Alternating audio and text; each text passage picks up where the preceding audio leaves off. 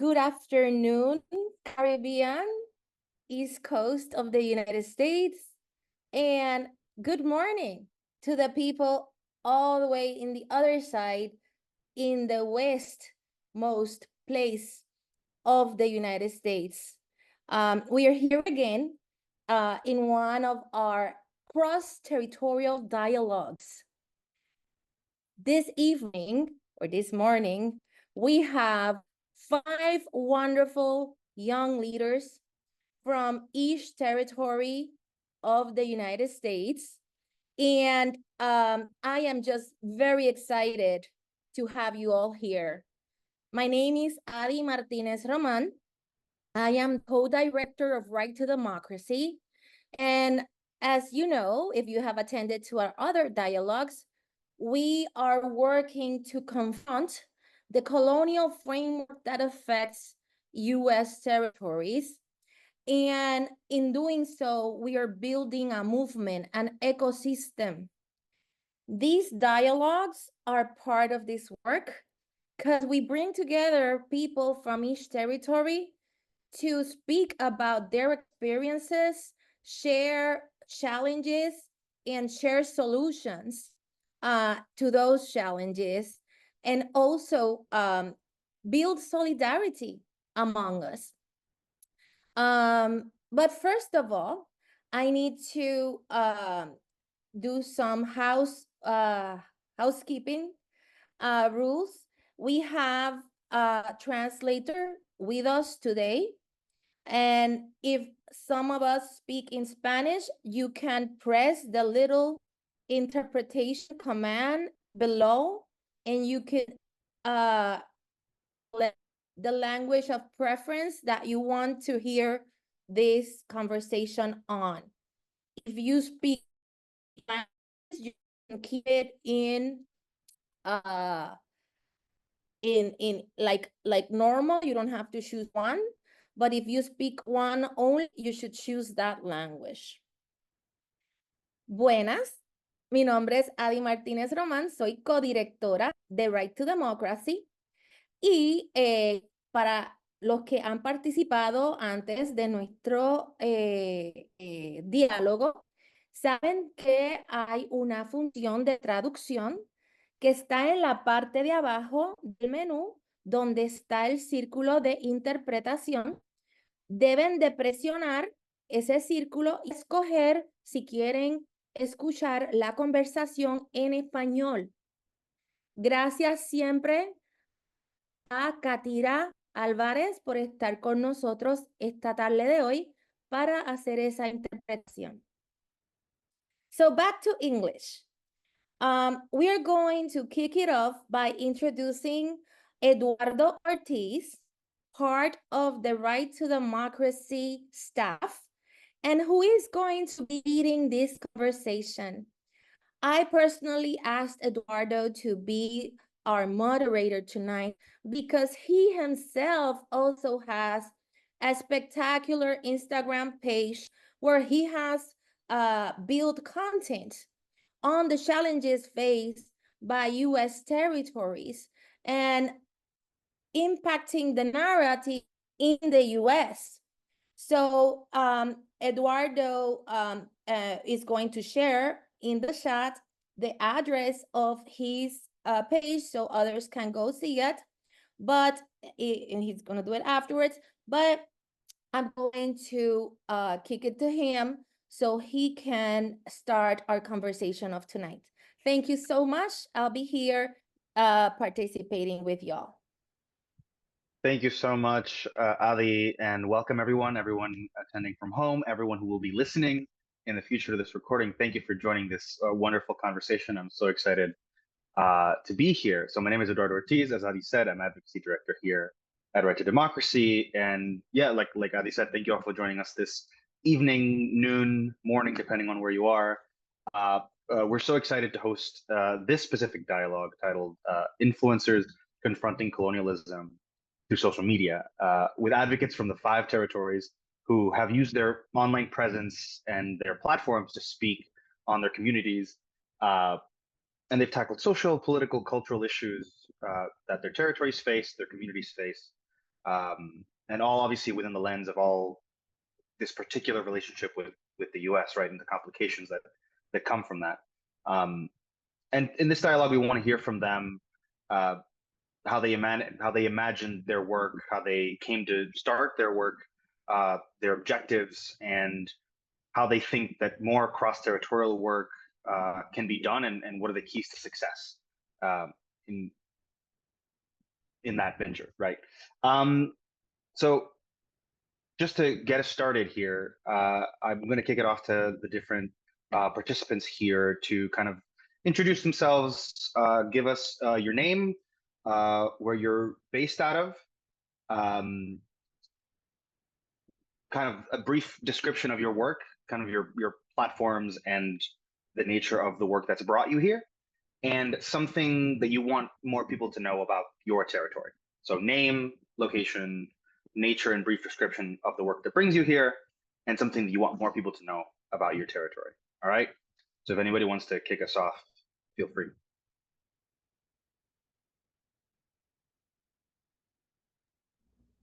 Okay, I'll go first. Can you guys hear me? Afade, hello. My name is Annalie Villagomez, aka Ana Lafet. I'm located here on the island of Saipan in the Northern Mariana Islands in the Pacific Ocean, north of Guam. I am here today because I have a belief in reviving our Marianas in terms of language, culture, tradition, all of that. So I have this discovery where I grew up in Saipan, went up north of Saipan through the other islands and discovered that it was magnificent, volcanic islands in the Ring of Fire. And when I saw what's up there, I decided to go up there and live up there and experience it.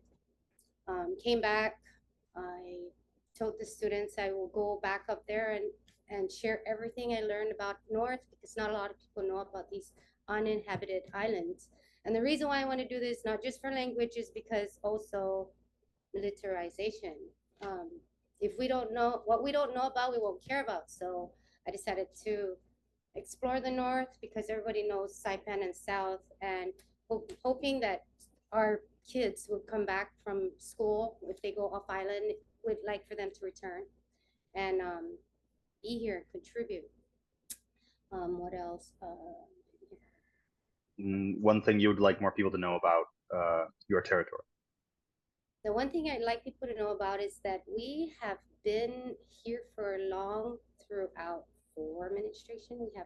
We have the Spaniards, we have the Germans, and then we have the Japanese, and then the Americans. So we have like been through so much, and it'd be nice for people to know that we have really made an impact, you know, and being a part of this, being an American, U.S. territory. Oh, thank you. Thank you. Does anybody want to go next? I'll go next.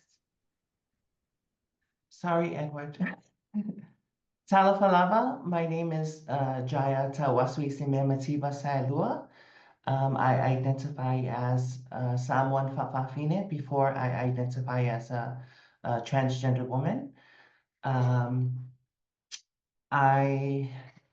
come from a tiny island in the middle of the South Pacific, Tutuila Island in American Samoa. It's an unorganized, unincorporated territory of the United States.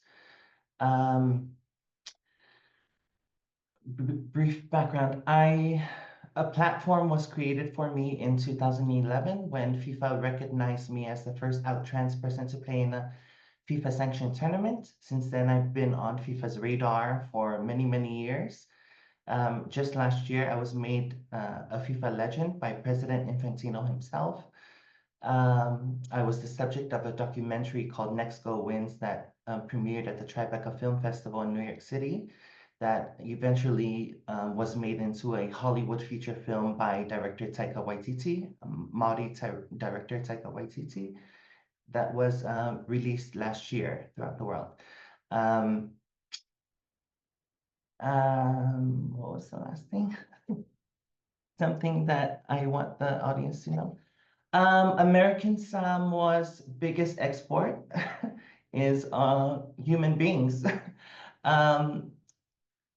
We have the biggest enlistment of military personnel per capita in the United States, and we have the biggest drafts of NFL players per capita in the league. And then another fun fact, I know we're supposed to say one, but American Samoa is the last place on Earth to see the sunset every single day. Thank you. Oh, wow. Beautiful. Beautiful. All right, Edward, do you want to go next? Since you were jumping at the bit. Yes. Wonderful. Yes. Yeah, so buenos and half a day, everyone. My name is Edward Leon Guerrero. Even though the last name, some of you may think I'm from Puerto Rico or some other place, but it's a Chamorro last name in the Marianas. So yes, I am from the Marianas, specifically the southern island of Guam or Guahan, right? And my background and my work includes social media advocacy in education specifically. I feel like I want to empower the people, our people, everywhere throughout the world through education, through videos. And that's one of the primary themes. And one of my big theme is the decolonization and self-determination of every single U.S. territory that is still here today. And specifically for my islands, I would also like to see the decolonization of Guam, self-determination of Guam, and also hopefully the eventual unification of Guam and the CNMI. And one thing I want people to know about my territory, let's see. Maybe this isn't a good being the first at something, but we are the first Guam, along with the Marianas in general, is the first territory to ever be colonized in this Pacific area by the Spanish. I don't know if that's a good thing of being first, but hey, it's one the first. So the Marianas is one of the longest colonized territory in that specific part of the world. Thank you. Thank you. Who wants to continue here? Hi, good evening. My name is Gabrielle Carrard, and I live on the island of St. Thomas in the Virgin Islands. I am a content creator. I began creating content when I realized that there were not a lot of Virgin Islands voices in social media spaces, particularly TikTok is where I got my start. And then I began making content on Instagram and Facebook that cover a lot of Caribbean inspired content with a focalization on Virgin Islands history and culture. And then I am also the co-producer and co-host of the Caribbean's only paranormal podcast of its kind. So my co-host and I collect paranormal stories, true paranormal stories that have taken place in the Caribbean region. And we can be found on Apple and Spotify. And our intention behind this is because we believe that digitizing these stories and having discussions that kind of open up cultural context and historical background is really important to us exploring our past, but also laying a foundation for future Caribbean people to enjoy stories that get lost when people pass away. Something that I would love more people to know about the territory of the Virgin Islands is that we are the location of one of the very first successful slave insurrections in the Caribbean. And we have put forth some of the most brilliant and talented people to come out of the region. Like we have, Olympians, and we have people who have done great work politically in the United States, but also in the broader world. Some of our Virgin Islanders have paved the way for like socialism and Black feminist theory, and yeah. Wonderful. Thank you. Thank you. And then last but not least, Robin, you want to go for it? Yes, hi. I hope. So hi to everybody. My name is Maralis Rivera. That is my legal name. but people in social media know me as Robin Lee. I am a journalist, a freelance journalist for now, because I am currently in my last year of university studying communications. Basically, I have been living my entire life in Puerto Rico. I am born and raised in Puerto Rico. And I decided to advocate for the liberty of Puerto Rico by educating people, mostly on the platform of TikTok. I would say it was mostly accidentally because I just talk about history mostly. And in the process of talking about history, I realized that I was getting involved in a narrative that people were interested in. Maybe the education system in Puerto Rico is so broken that people just didn't know basic stuff that I would read about every day in books, in articles, in just academic papers. I was reading about it as a journalist or just as a hobby, but people were just not involved in this history. For me, it was like, oh my God, did you know about this? Or did you know that Puerto Rico went through this? And people in social media, I mostly work on TikTok, were like, oh my God, they didn't teach me this in school. How could I not know this? We live through this every day. So after that, I just decided to educate people.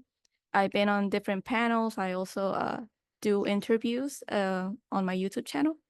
And I have decided to mostly also interview people throughout the different territories from the US. I have already interviewed people from Hawaii and from Guam, and hearing their histories has also been very great. But also sharing our histories that maybe we didn't know we had so much in common. So yeah, thank you for having me here. Real thing about your territory that you want more folks to know about. Oh yes, there's a purpose. There's something where there's a reason why Puerto Rico is called Puerto Rico, and it's not just the economic status that we had mostly throughout Spain, because right now we're going through something very difficult, as mostly all of the territories. But there's a reason we're called Puerto Rico, and that's because of our rich culture, rich way of people interact with each other, and that is why the US has not been able to get out of here, I guess, because we have something more than just the economic side. We're rich in everything that Puerto Rico has to offer. So yeah. Thanks, everyone.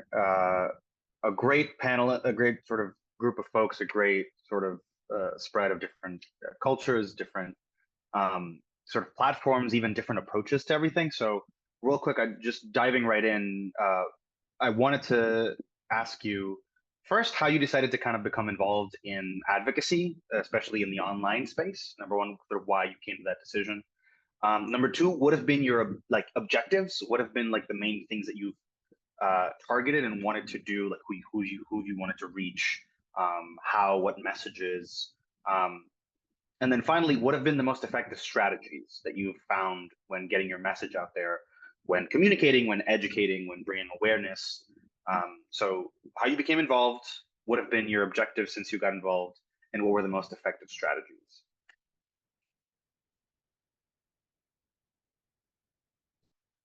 Who wants to kick it off? I'll go ahead and get started.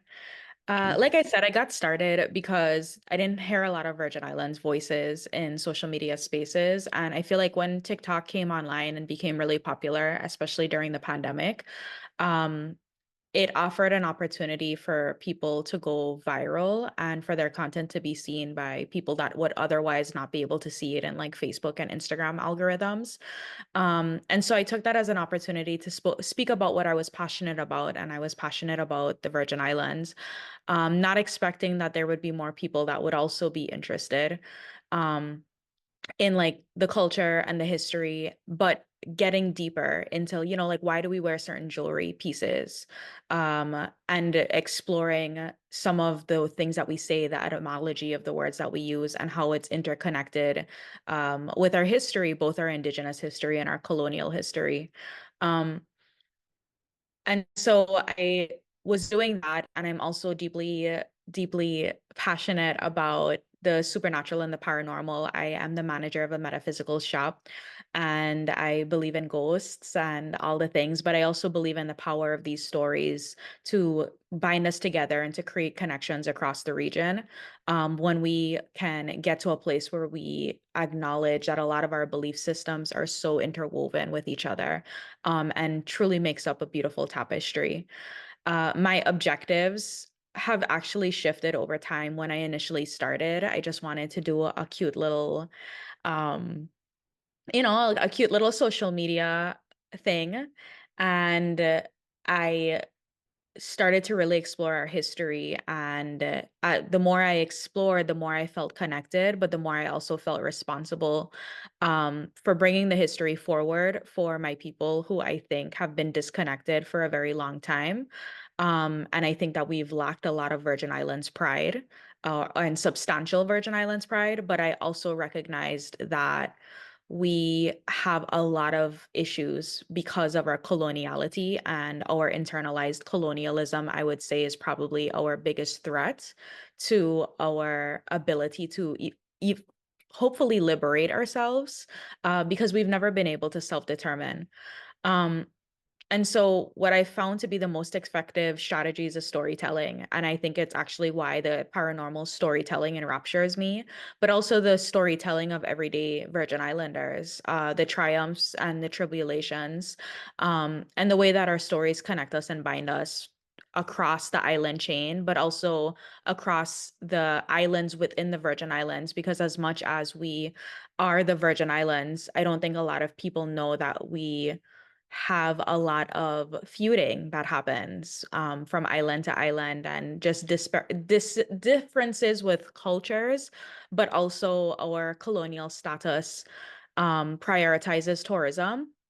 And unfortunately, St. Thomas seems to always get the highlight of the federal dollars. And so islands like St. John and St. Croix are largely forgotten. And I think it stymies our ability to collaborate and work together, because we also feel this adversarial spirit amongst us. I kind of wanted to react a little bit, Gabrielle, because you did invite me to search for stories for your podcast. I think it's amazing because as I grew up here in Puerto Rico, there's always all these fascinating stories um, of spiritual things or things that you don't know why happened, and it's part of, like you say, of our culture. And um, definitely, as I was able, right, to democracy, we did this listening tour last year. I was able to go to all the territories. I was always told some type of a spiritual story, each one. So I think you're definitely on track on something here. And I am going to take some time to try to identify one for you. I would love that. And part of the goal here for my co-host and I, her name is Paulina Creaky. We're both ancestral Virgin Islanders. We can trace our family back in this region for several hundred years. Part of the reason why I feel like this is very important to us is because we want to be accountable to the dead. Like these stories, they are bits and pieces of oral tradition that is so connected to resistance, and resistance over time, but also love. I believe that the storytelling that we have here in the Caribbean, but also in our fellow territories who share in that spirit of resistance. I think storytelling is a labor of love. And I think it is the proof of love that has been left behind by people who are no longer walking the earth with us. Wonderful. Thank you. And thanks, Adi, for chiming in. You love to see some cross-territorial solidarity and sharing. All right, who would like to go next? I'll go. Thank you.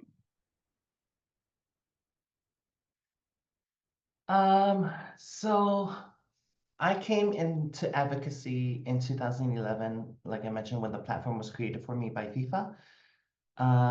It wasn't something that I pursued. It was, it almost felt like a responsibility that was given to me without first my knowledge, and then secondly, and more importantly, without my want to take on the responsibility of being the voice of trans athletes and LGBTQI plus athletes around the world. And because in those early stages of my advocacy, I was disinterested, I I went looking for people to help guide me. And the problem with that is I then began to adapt their narrative. I began to adapt the LGBTQI plus narrative. Not that it's bad, but I found myself later on saying things that I personally did not believe, that were not significant to my experience and were not true to my indigenous identities. And so now that I'm an adult and more aware of the power I have and the influence I have, the impact I have, and the ability I have to share my own truth and still help shape lives around the world, I began to focus more on the Fa'afafine identity, the significance it has to the Samoan culture. And then I pushed it a step further and focused on the MVP FAF community, which is the Pacific SOGS community that recognizes just the indigenous significance of our identities in the region. So yeah, sometimes the idea of progressiveness in Western societies doesn't necessarily work for indigenous places in the world that recognize more than two genders, or other genders even, that are outside of the Western normative dominant genders, the male and female. And that has become my focus. Just helping, first and foremost, the Samoan youth, helping them to decolonize their minds when it comes to the identities of LGBTQI plus and the Fa'afafine identity. I want them to know that it's enough to be a Fa'afafine, and they don't necessarily have to fit themselves into boxes that are colonial terms, that come with colonial stigma, with colonial discrimination, things that aren't a part of our existence as Samoan Fa'afafine. We grew up very comfortable in American Samoa, in the Cook Islands, in Tonga, because we are recognized by our culture. We have value in our traditional roles. And that has been my focus for the past 5 years. I'm grateful for all the opportunities that I've had to be a voice for transgender athletes, but I've switched on I switched that off because I've learned more about the power of my indigenous identity. Yeah, so that's my objective. Also, I found that when I did shift my narrative, I got a lot more following. I think it's because people started to recognize the passion I had speaking about Fa'afafine and MVP FAF cultures, Samoan cultures, Pacific cultures. And the most effective strategies for me are, the simple ones are the timing of when you post. I found that usually when people are waking up in the morning, that's when they touch their phone mostly, and then on their lunch breaks and before they go to bed, but also posting content that is that I'm passionate about, climate injustice, SOGS empowerment, decolonization of the minds for me, because decolonization of American Samoa is a completely different story, and I feel like we're a really small territory. Our population is only 60,000 people. I don't think we could survive a full decolonization from the United States, but we've managed to survive this much as an unorganized, unincorporated territory of the United States. Just words, English words that have no, that hold no weight on the nature of the way of life of my people here. Sorry, I just went off for a little bit, but yeah, those are effective strategies. Just speaking to your following about the things that you're passionate about. For me, it's sports, SOGS advocacy, and climate injustice. Those are the things that are specific to my people and to my region. So yeah, if you have any questions, just comment or ask afterwards. Thank you. Thank you. Okay. Edward, do you want to go? Yeah, I could go next. Yes, so I became involved in social media, which is a very similar way that our fellow panelists from the Virgin Islands, Gabriel, got involved, which is I noticed something very particular when I was on YouTube, when I was on social media, which is the lack of Chamorro or Mariana's focused content, right? Specifically on history, on decolonization. Not to say that there wasn't any, but I just noticed that in terms of, these short video, quick formats, I really didn't find anything. And the irony is that I could find content on Japan, I could find content on France, I could find content on China, but I couldn't really find any content about Guam or the broader Marianas. And so I saw that gap, and that's where I decided to, you know what? If no one else is going to do it, I might as well start and do this. And that's what got me into making Pulan Speaks, which is my channel name on YouTube. I'm primarily on YouTube. And I would say that the objective that I've always had ever since I started my social media advocacy and education platform was always for the specific goal of self-determination for the territory of Guam, for my island, for my people. Because Guam, like many of the other territories, are one of the very few territories as listed by the United Nations non-self-governing territories, and we have the right to external self-determination. Now, whether decolonization for Guam means independence, free association, or some statehood or some other status, to me, as long as we get that choice, that's what matters to me. And I would say that the most effective strategies that I have that haven't been said already, right, is, and this is going to sound crazy when I say this, and this may actually make people who are sports analysts very bad at me. But I must say this, for me, the effective strategy for me is to ignore the analytics, to ignore the stats, and to just keep posting. Be consistent. Just post. Just post. And it doesn't matter whether your video gets 1 like, 100 likes, or 10,000 likes. Just keep posting. Don't worry about what you did yesterday. Don't worry about what you did in the past. Focus on what you're going to do now. Focus on what you will do, and just keep posting and be consistent, right? And of course, speak with passion, speak with your heart. But I will always say this, just keep posting and ignore the stats.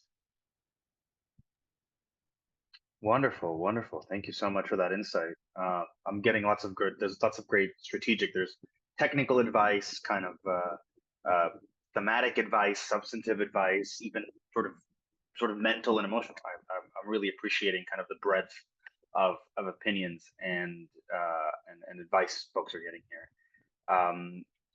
So to kick it off, Robin, do you want to go next? Yes. So like I mentioned before, I kind of got into social media advocacy by accident because I was active on social media since 2016, but I was making different kind of content.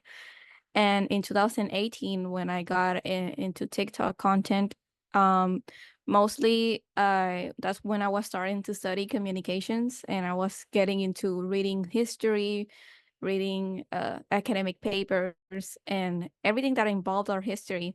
When I got more deep into that, I realized that our lot of our laws that were making us and still are making us suffer as Puerto Ricans were mostly because of our history.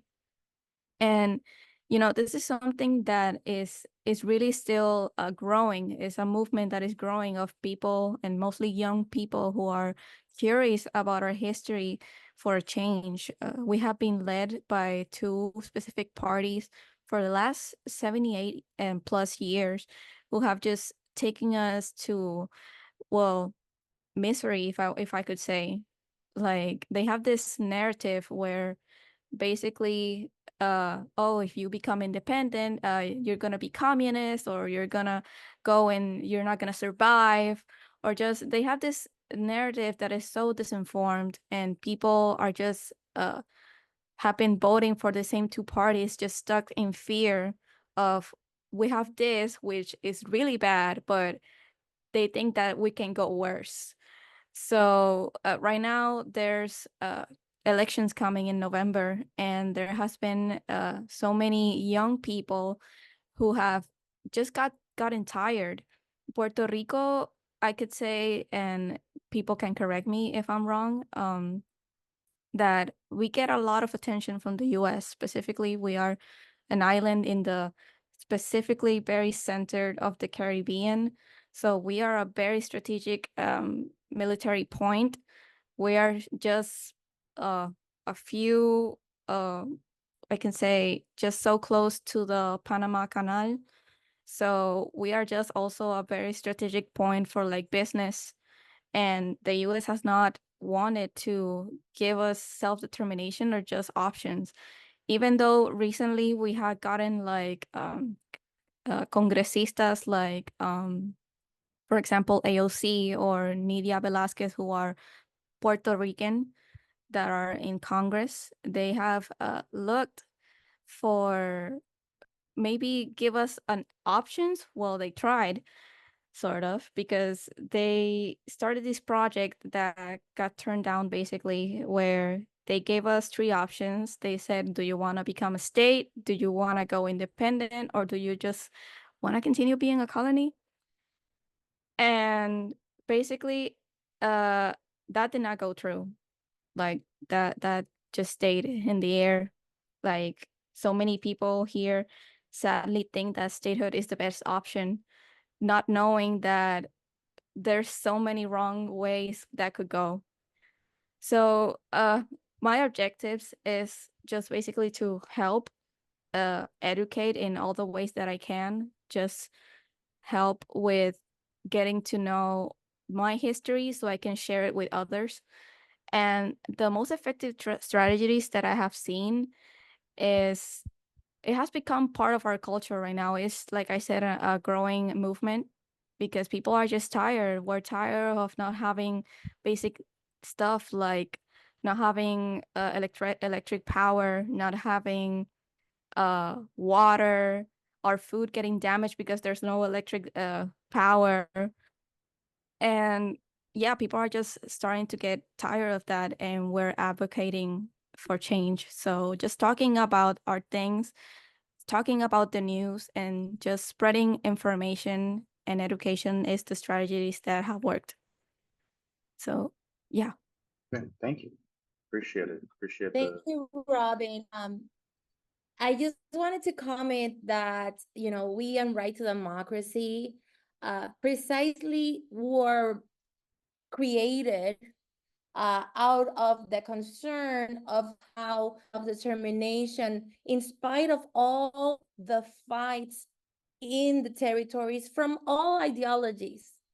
Like, doesn't matter if it was pro-statehood organizations, independence organizations, or free association, none of it was moving on, because there is still a need for a reckoning of the situation by the government of the United States. And that's why for us it's very important as we are building a movement to make all people from the territories with any ideology of status to feel that they can be part of a movement to confront the government that has kept this legal framework, this situation of status quo of unincorporated territories under the plenary powers of Congress. And that's why Right to Democracy always tries not to, it always tries not, doesn't go into what this result of self-determination should look like, because it is those divisions that has kept us from ourselves building solidarity and confronting the colonial framework. So that's interesting to have all these people here with different ideas and building this common ground between us, which is so important. And having people like you, all of you, each one of you, to bring out education, to bring out awareness of our history, of how, right, it has evolved through the years, and many of it is not discussed on the schools. It's stuff that you don't learn, like you were saying. It is stuff that we are not conscious of. So I'm really thankful for your work. And I have to recognize, like you say, that we have this group of young people, influencers in Puerto Rico that has been growing and growing and expanding. I know that, I don't know half because of my generation. I'm a, I got with Facebook and Instagram, and that's it. I cannot deal with anything else. But I know how potent it is. And I know, like you say, how it has motivated people to go and register to vote. And hundreds of people are going to register to vote. So thank you, thank you, thank you. Okay, Edward, I'm sorry. I just had to tell her all that, No, privilege. Sorry. absolutely, Go ahead. absolutely. Sure. And then kicking things off, I think, Annalie. Hi again. Okay, so it all started with my art. I mean, I've always been posting because I travel a lot, but it started with my art, thinking there are a lot of artists out there, and I wanted to encourage them to paint and just keep painting.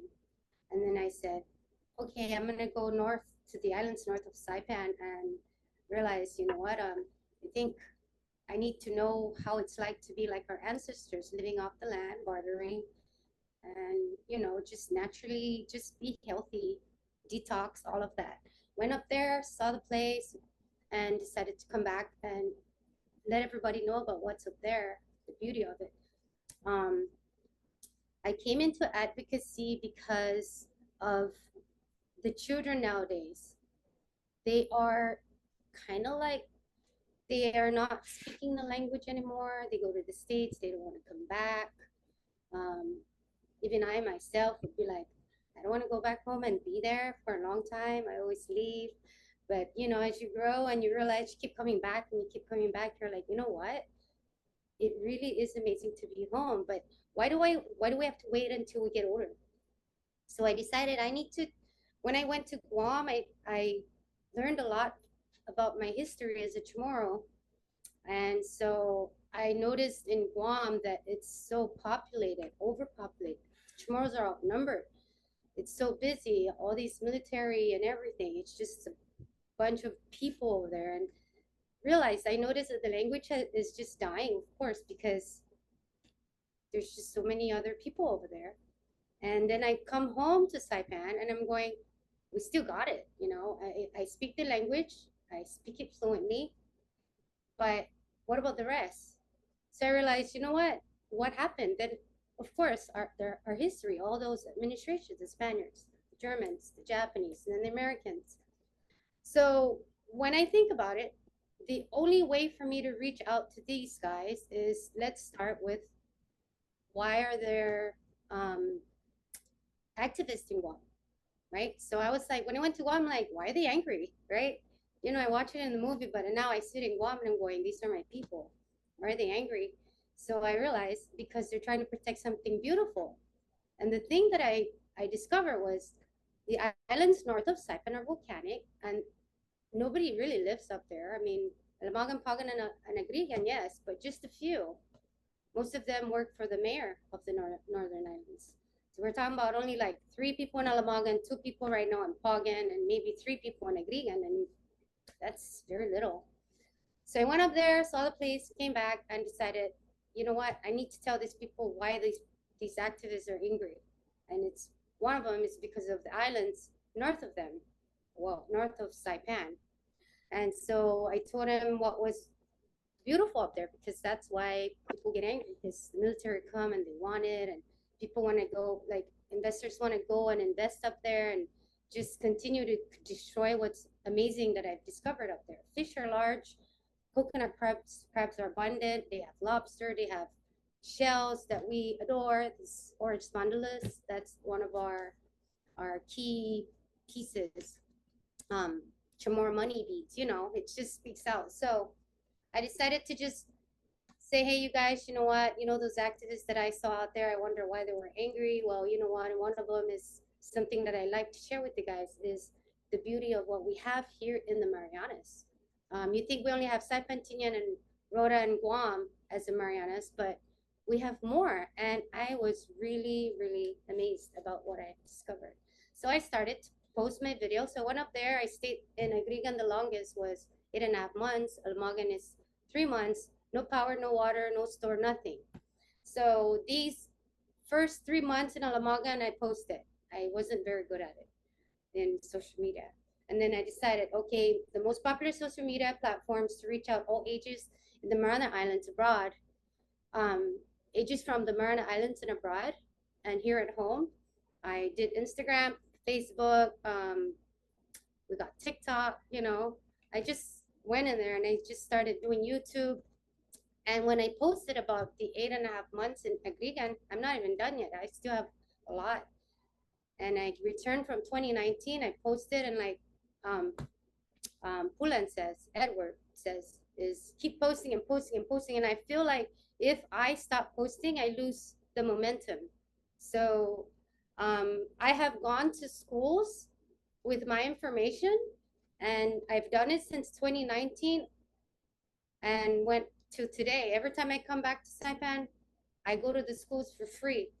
Like, I don't get paid. I just go to the schools, and all the public schools and private schools if I can. If they ask me to come, I come, and I talk about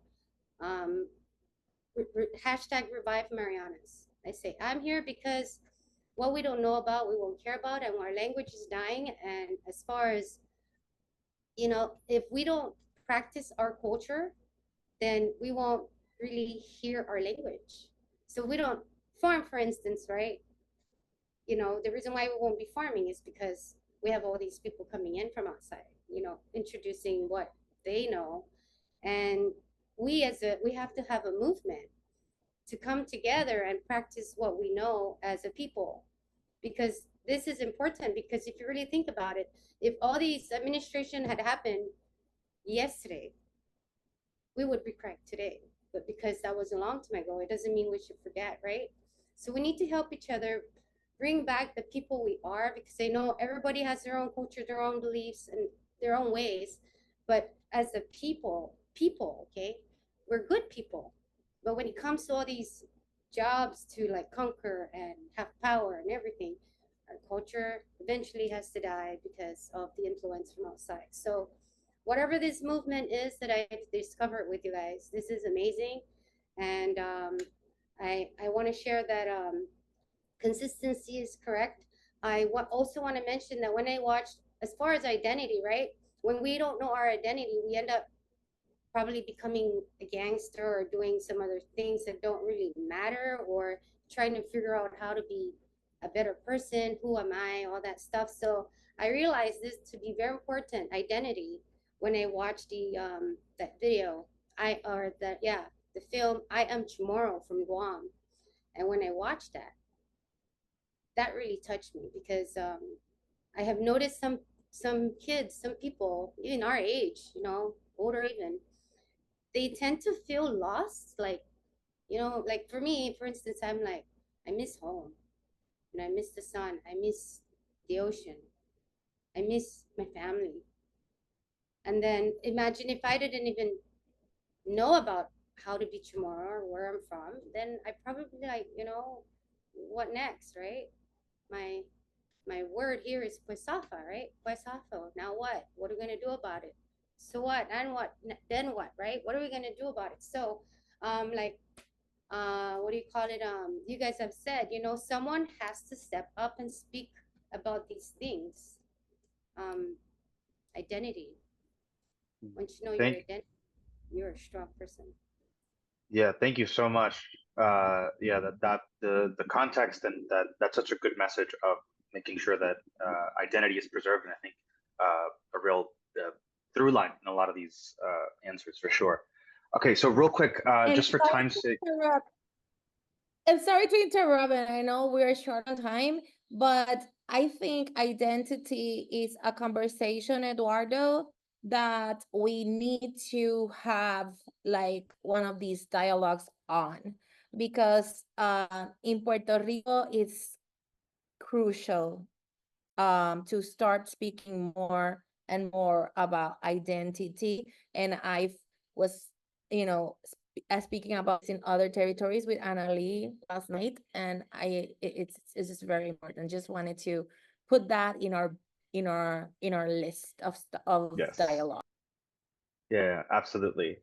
So just for time's sake, we're gonna combine a little bit the final questions, and I'll give folks 1 minute each for the following 3 points. So you'll have a maximum of 3 minutes, and I'll give you kind of a note when we're approaching time. But basically, I want to hear one major success from the work that you've done, just briefly described, a significant challenge or one of the most significant challenges you faced, and then finally one action that you want leaders or the government to take to really open the door for younger generations, for the causes that you advocate for. So major success, most significant challenge, and one action that needs to happen from leaders or government to really open the door for newer generations in the different areas that you speak on. So a minute each, and then I'll make sure to note. So Gabrielle, do you think you could kick us off?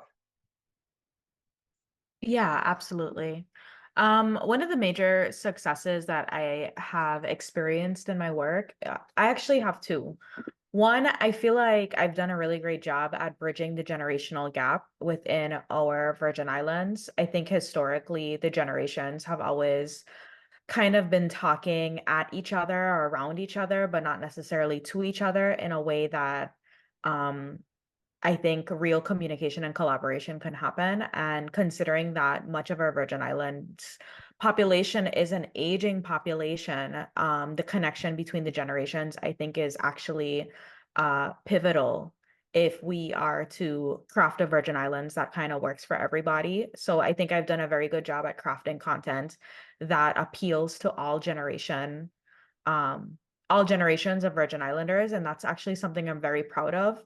Something else that I've found to be a success is that I feel like my content has built a bridge for the Virgin Islands diaspora. And so we've had people that have had to move because we don't have the infrastructure to support their families, whether it's children with disabilities or people that have complex medical issues. And we've also seen a huge amount of people leave the Virgin Islands after the hurricanes.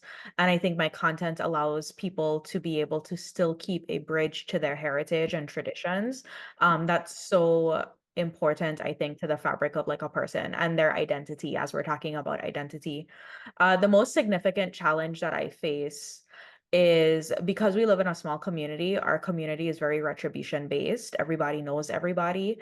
And I feel like it becomes very easy to become a target and for punitive actions to be taken against you. And so I am constantly in the place where I have to consider how I'm going to deliver messages or what messages I even want to talk about, while trying to uphold my own integrity and my own personal sovereignty. I feel like I just have a really hard time navigating the courage that I think is required to do this labor of love.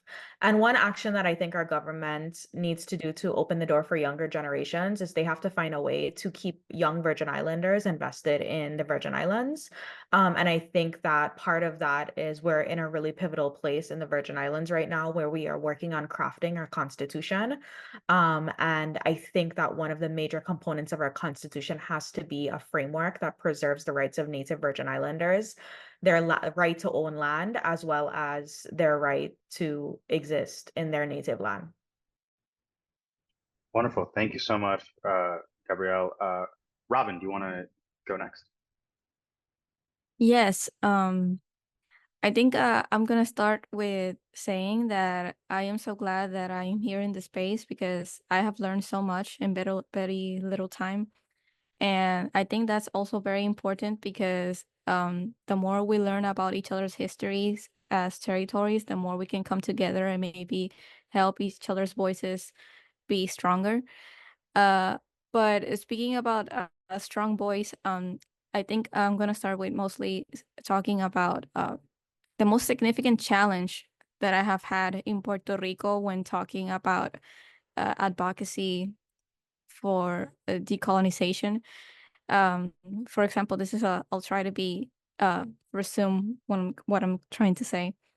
So in 2022, I just wrote a simple tweet speaking about a specific character in Puerto Rican television that just works to disinform the Puerto Rican population.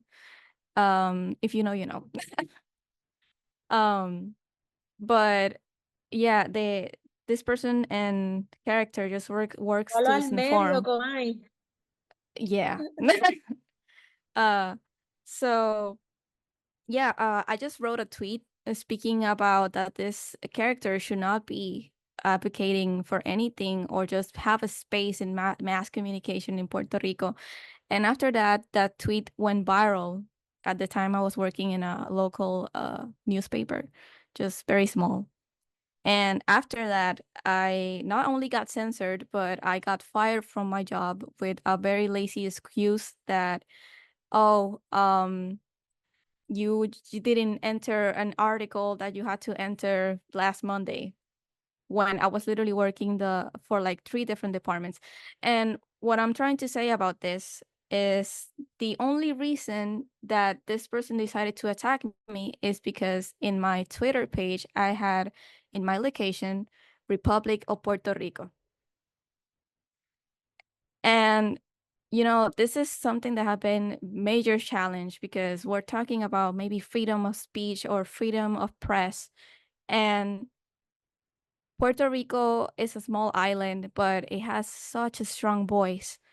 And we have been working with this information for such a long time because back in 1947, if I'm not wrong, we had the La Ley de la Mordaza, which is called in English the gag law.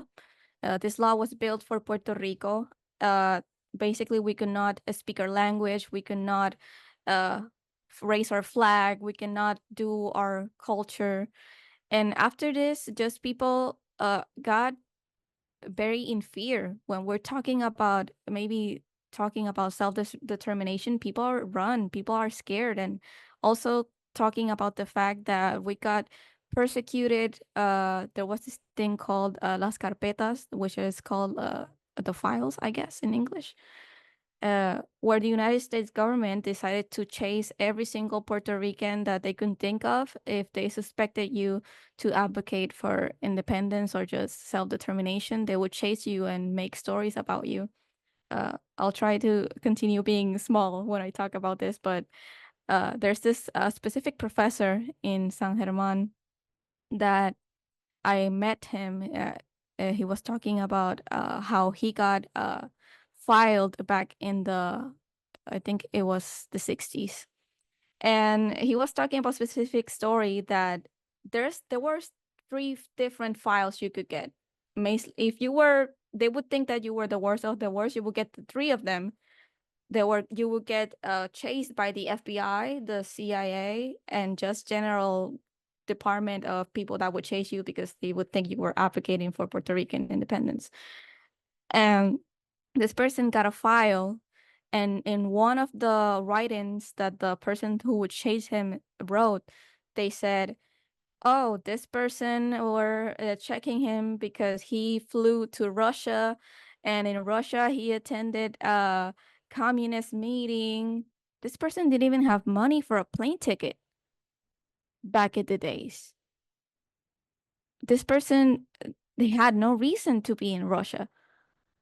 So this has been one of the most major challenges, just to get people out of that fear, just to educate people, because people are so in there that they think, oh, we're for self-determination, the US is gonna come after us, we're gonna get persecuted again, or we're gonna end up really poor. And the narrative of communists, Cuba, Venezuela, all of this, they always use those 2 countries. They think there's like the only 2 countries in the map, I think, when they use that narrative.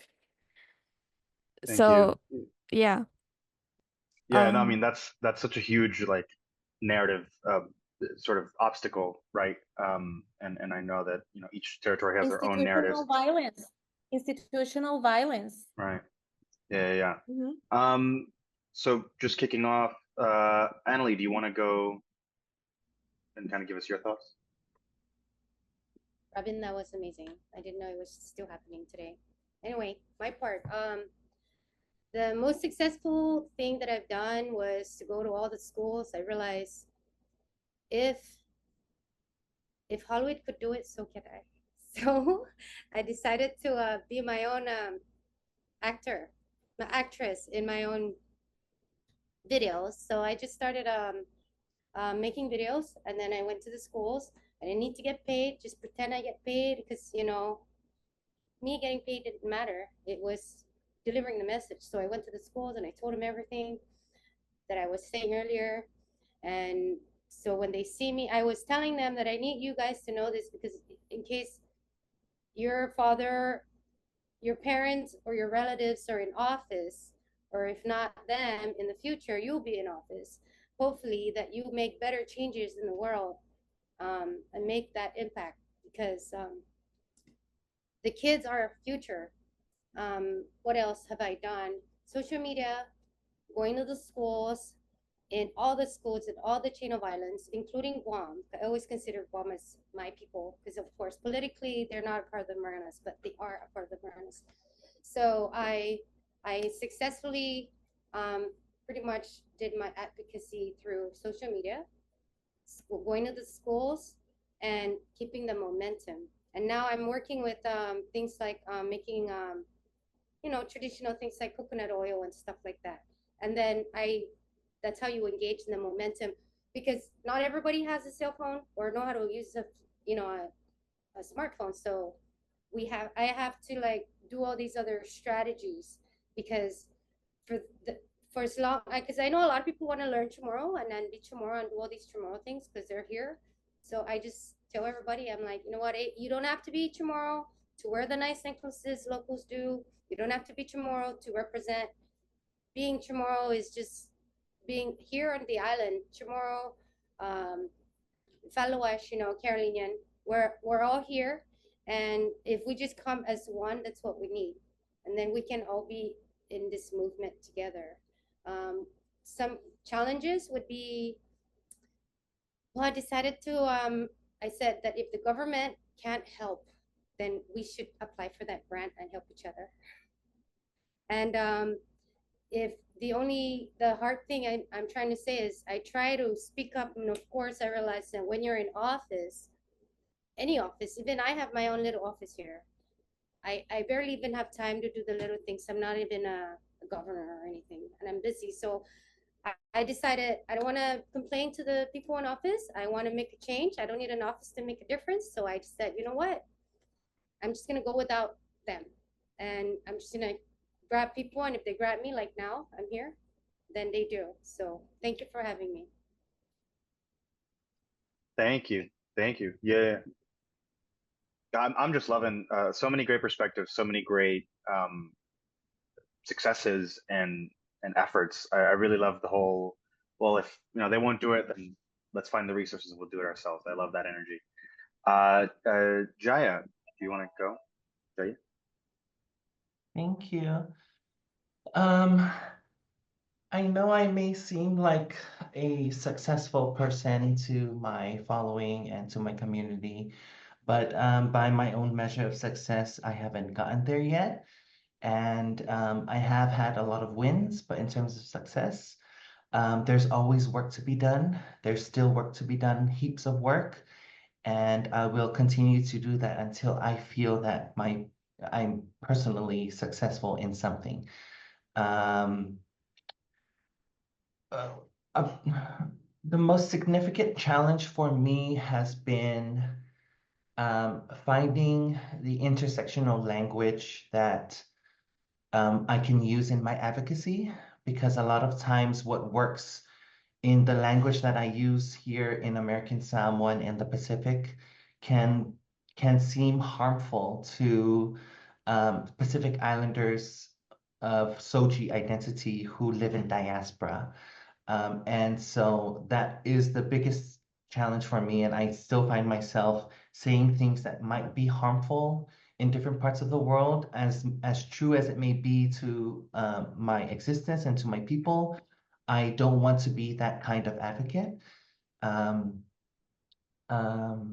and actions. I think the biggest action that, and we've started the process of this, that the government needs to take, specifically the American Samoa government, is to have legislation that that has language specific to the Samoan culture.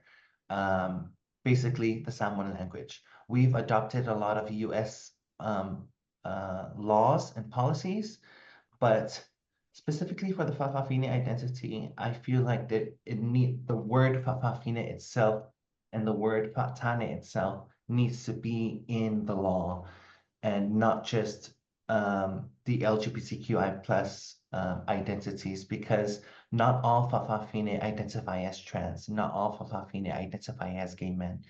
And it's a unique spectrum in itself. And I want our government leaders to recognize that. So yeah, for me, the biggest thing the government needs to do is have language in our legislation that is inclusive of us. But yeah, thank you for the opportunity. I think I still have 10 seconds. Thank you for the opportunity. I love that this is my first time on a panel like this. It's so important to share these spaces, because oftentimes as U.S. territories were excluded in Pacific conversation and at the table that is specific to Pacific Islanders, Pacific leaders. And because we're left out, it almost makes me personally feel less Pacific Islander. So it's really important that we continue to have this kind of dialogue. Thank you. Absolutely. 100%. Thank you so much. And then to This kind of is close one up. of the, and this is one of the, I'm sorry, I have to say, this is one of the objectives of these activities, is to visibilize the voices in the territories, because like Robin says, we might be very powerful in Puerto Rico, sometimes even very, very powerful in terms of voice. Not all territories have the same access to like outside attention.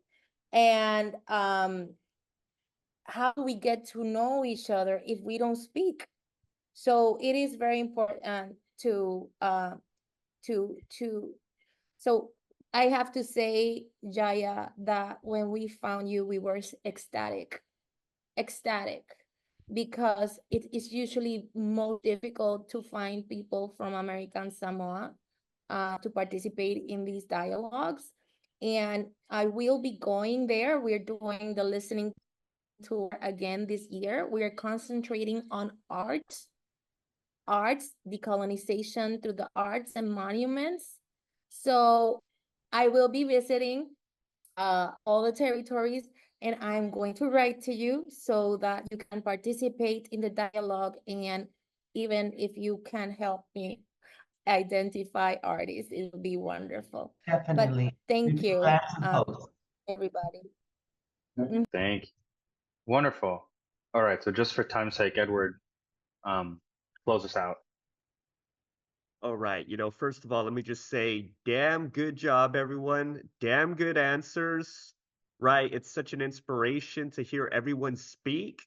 And Robin Lee, damn it, what happened to you was absolutely terrible, and you have nothing but my respect for continuing. And so just to start off, I will just say this. There's a saying, for one of my successes where if you can't explain an idea to a 6-year-old, then you don't understand it yourself. So I would say that's one of my big successes, which was able to take complex information and to be able to break it down for everyone, not just for academics, though I could speak to academics, not for just children, but for everyone. Make the ideas simple. Number 2, my most significant challenge, and I know all of us here probably faced it too, is staying consistent. Because there are times where I take month breaks, 2-month breaks. I'm like that college student who says, oh, I'll go back to school next semester. Oh, I'll go back to school next year. But, in reality, I'm just chilling, right? So there's times where I just take so long not to make anything, but I'm trying to do better than that. So that's one of my big challenge for me, staying consistent.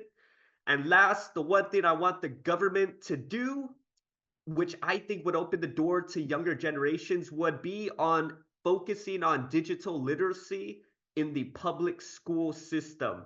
And I think by focusing on digital literacy, by having classes on political participation, social advocacy, we could teach young people how to engage with political issues and use online platforms effectively. Hell, I would want like Eduardo Ortiz, for example, to be a digital teacher advocacy at the biggest school in Puerto Rico, for example. Let's get more people like him as educators to teach young people how to effectively use these platforms so they could feel empowered and have an active role in shaping their future. So again, thank you, everyone. Thank you, Eduardo Ortiz, for being a great host, and also for you, Addie, for also being a great host, and for every single person here in this panel. Amazing, amazing job, everyone. Thank you so much, Edward, for those remarks. This has been sort of fantastic and lovely, just to echo Edward's remarks about everyone giving such great perspectives on a diversity of issues and how each of you have approached the problem of speaking up. I think if just to kind of close out a little bit this evening, the one thought that keeps coming to mind is that these spaces are important, that these platforms matter. Even just taking the time to sit here and to everyone who's watching, to everyone who will watch in the future, these resources are so important because I'm sure there's tons of people across the territories who are wanting to speak up about issues going on in their community, about the problems that they face, about, that feel unheard is what I'm trying to say. And hearing from you and hearing from your experience can empower others, right? A theme that keeps coming up is how territories are invisibilized. They're placed to the side. They're not considered often. And these platforms and these efforts that you've all created allow for voices that normally would be off to the side, have increased the reach incredibly, so that your message can go out, so that our message can resonate. And so what I would just encourage folks is to keep at it, to keep growing, to keep lifting up those voices. And however us here at Right to Democracy can help, we're always happy to. And yeah, to never forget that your voices matter, and to not only our participants here, but to everyone here listening, your voice matters and speaking up matters. As you can see, if there's any proof, it's these wonderful people who have spoken to you today, and who will continue doing sort of having an amazing impact on their communities going forward. So with that, I'm going to pass it off to Adi to formally close us out.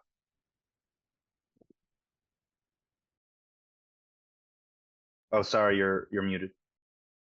You see, this is what I was gonna say. I was like, thank you, Eduardo. I am fascinated that a group of such, and I have to say, look at each other, beautiful people, not because of your rasgos, of your characteristics, although there's no denying the diversity in this group because of who we are. And at the same time, it is the passion that you bring. Tonight, I think there are very important themes that run through every one of you. The necessity to rediscover or redefine our identities and protect those identities.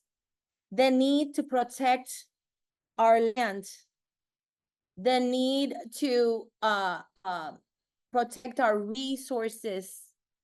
And I identify so much with our neighbors from the Virgin Islands that are having such difficulty protecting their nature, because we are also going through that in Puerto Rico, but they are smaller. It's hard. And the need to protect the language. I always say, you know, when I went to Guam last year, they were like, oh my God, we admire you so much because you have Spanish. And I was like, no, I admire you that you have Chamorro, even with 5 different colonizers. And, you know, this Spanish is the language of our first colonizers. We are struggling to redefine our identity. So these conversations are so important. How to define identity, how to protect our land, how to protect our language, how people can stay. Jaya, like this thing about exporting people as our main economic, you know, market is not, it's horrible. I know it's horrible in American Samoa because I was there, but it happens in all of our territories too. There is, and in our report, you will see data. It's 11.6% decrease of population in all of the territories in the past 10 years. Okay, so we don't want to keep losing our people, the capacity to be able to stay and to stay near our families, in our paradises. We don't want our paradise to be just the place for others to come and play, like it happens in our territories, our islands. And also, I just wanted to mention what Robbie mentioned, the importance to heal the damage done by institutional violence. Institutional violence that is always happening and keeps happening, be it in the form of not being able to define our own terms, like Jaya, you said, like there's things in our culture that are not defined by the words from outside. But also it's happening in Guam with and North Mariana Islands with the army basically pillaging land. Still, like today, the army is displacing people to do exercises, something that we went through in Puerto Rico not that long ago either, and in the Virgin Islands.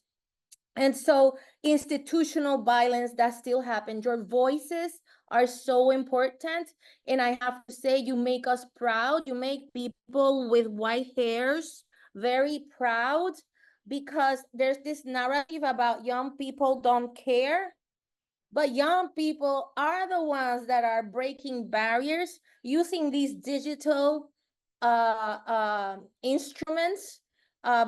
Keep that growing. And I think I say in Spanish, ustedes son la esperanza. Like, you are our hope. And I really believe, and I am very hopeful that through this new, I'm not afraid of AI because you exist. So thank you so much for everything that you do. And thank you for taking your time to be here. Remember, please follow us in our social media, Right to Democracy, in all platforms. Also in our webpage, you can find the reports of our listening to last year, the Building a Movement report, and the Power of Listening report that might be of interest to all of you. It's about the perceptions of colonialism in each of the territories. And be on the lookout for our next dialogues and activities. And I hope to see each one of you when I go visit your territory soon. I'm in Puerto Rico, Robin, so there is no excuse, okay? So thank you so much. And let's keep in touch.